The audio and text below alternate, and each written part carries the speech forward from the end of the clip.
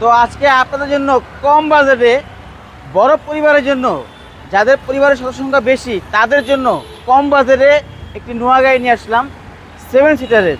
খুব সুন্দর একটি গাড়ি, ভালো একটি গাড়ি।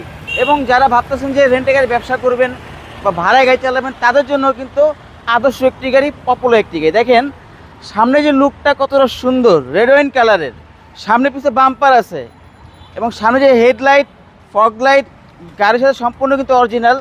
2002-এর মডেল এবং 2006 হচ্ছে রেজিস্ট্রেশন। এবং চাকার কন্ডিশন একদম কিন্তু ভালো আছে এবং গাড়িতে কোথাও কোনো দাগ, স্ক্র্যাচ, কোনো কিছু নাই।